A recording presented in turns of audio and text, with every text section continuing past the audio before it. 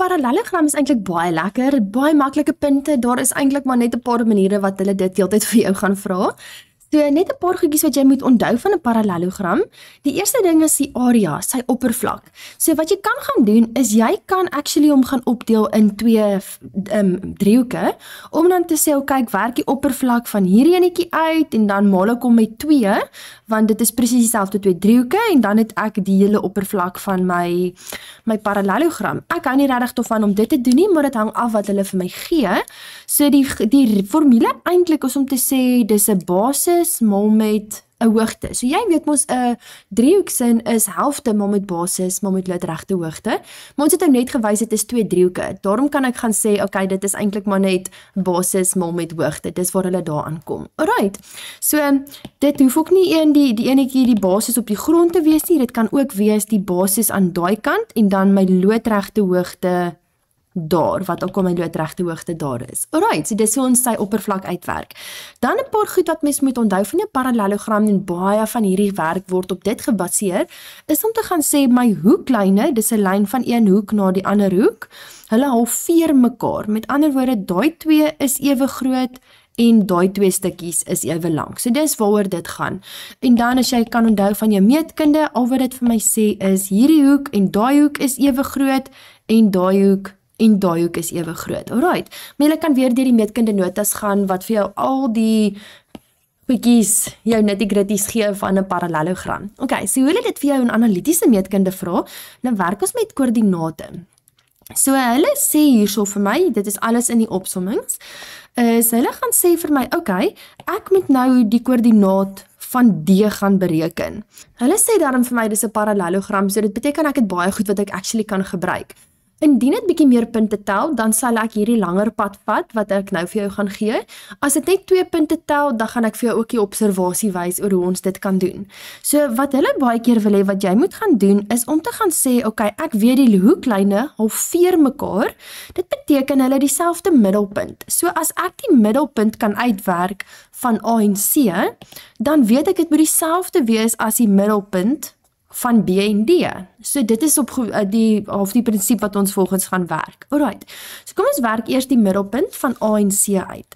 So ons gaan skryf my middelpunt van AC, dit gee vir my, jy het mos jou middelpunt formule, wat vir my sê x1 plus x2 op 2, en dan y1 plus y2 op 2, gee dan nou mos my middelpunt. So nou wat ons gaan doen, is jy vat die 1x, in hierdie geval gaan ek nou sê minus 10, plus x wat 12 is, gedeel deur 2, en dan die y-enetjie gee vir my 4 plus minus 8 gedeel deur 2, en dan wanneer jy daai in jou calculator gaan incheck, dan kry ek 'n pragtige antwoord om te gaan sê, my middelpunt is dan 1 en minus 2. Ok, so dit is my middelpunt hierso van AC, 1 en minus 2. Ok, nou wat ons gaan doen is, ons gaan werk met presies dieselfde formule, maar ons weet nou hierdie middelpunt van AC moet dieselfde wees as die middelpunt van BD. So ons weet die middel van BD, ons gebruik dieselfde formule, maar ek hou daarvan om te gaan sê met 'n vermiddelpunt, en dis alles in die opsommings, vir julle mooi uiteengesit, om te sê, jy gaan sê, die verste x plus die verste x gedeel deur 2, gee vir my die x-waarde van die middelpunt. Alright, en dan dieselfde met die y, die verste y plus die verste y gedeel deur 2, gee vir my die y-waarde se middelpunt. Alright, so kom ons gaan kyk. So ons gaan sê x1, in hierdie geval is my x1 minus 2. So ek gaan sê minus 2 plus die ander verste x, want nou so dis een verste x plus die ander verste x, in hierdie geval is dit 'n x, gedeel deur 2, dan weet ek my middelpunt, weet ek mos is 1. Alright, so ek het nou daai enetjie, nou moet ek dit my x-waarde gaan oplos, ons gaan maal oor, so ek gaan sê minus 2 plus x, en dan sê ek 2 maal met 1, gee vir my 'n 2, en dan kry ek my x-waarde as 'n 4. En nou wat jy gaan doen, so ek weet my x is 4, so nou doen ons presies dieselfde met die y-waarde. Right, jy gaan sê vir my middelpunt, die verste y, wat in hierdie geval die 6 is, plus die ander verste y, wat 'n y is, gedeel deur 2, is gelyk aan die y-waarde se middelpunt wat ons nou gaan uitwerk het as minus 2. Dan gaan maal jy hom, dan kry ek 6 plus y is gelyk aan negatief 4, en dan kry ek my y-waarde as 'n negatief 10, en dan het ek hom gaan uitwerk. So ek sê my koördinaat van D, dink ek is 4 en minus 10. Okay. As dit byvoorbeeld met observasie was en dit was net 2 punte werd, of jy wil toets of jy reg is, dan is dit baie maklik. Jy kan net gaan kyk hierson, hè. Jy kan kies, wil jy op en af of links en regs loop? Ek gaan sommer in hierdie rigting loop, en ek hou daarvan om my pyltjies te teken, dan weet ek hoe ek loop. Okay. So wat ek bedoel met dit, is om te gaan sê, dis so of die shortcut, om te sê, my x-waarde van minus 2 tot by minus 10, wat het ek gebeur? Ek het gaan sê, wanneer ek in hierdie rigting loop, met my x moes ek gaan sê het minus 8, en dan gaan toets jy hom. So dit beteken hierdie kant moes ek dieselfde doen, so 12 minus 8 gee vir my die 4, en dan weet ek's reg.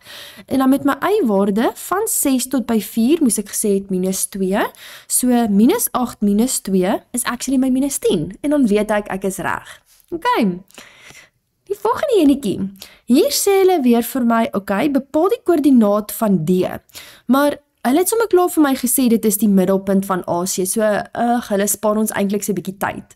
So, jy weer is 'n parallelogram, so ek weet, hulle gaan dieselfde middelpunt hê.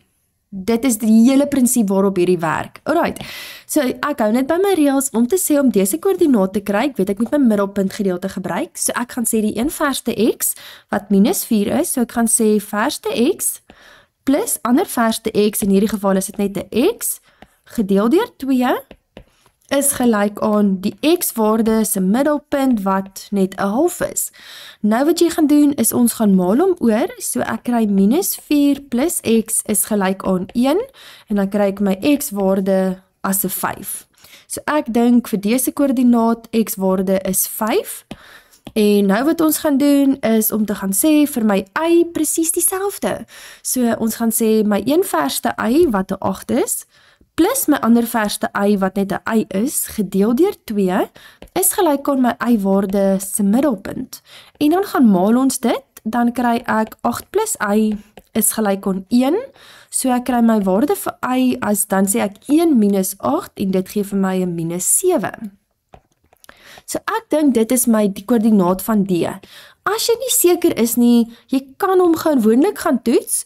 In hierdie geval gaan ons dit nou nie kan doen nie, want ek het geen idee hoe om te stap van links tot regs nie. So ons kan dit nie gaan doen soos op die vorige manier nie. Maar ek het 'n ander manier om dit ook te toets, om te gaan sê, okay, van my minus 4, wat het gebeur tot by 'n half? Dan sien ek, okay, ek moes gaan sê het plus 4,5. So minus 4 plus 4,5 gaan vir my die half gee. So dit beteken van my half moet ek nou weer sê plus 4,5 om by my x te kom, en dan sien ek, okay, dit is my 5. En dan die ander manier is my y-waarde, dan sê ek van 8 tot by 'n half, moes ek gesê het minus 7,5, so dan sê ek 'n half minus 7,5 gee vir my die minus 7, so dan weet ek is reg. Okay.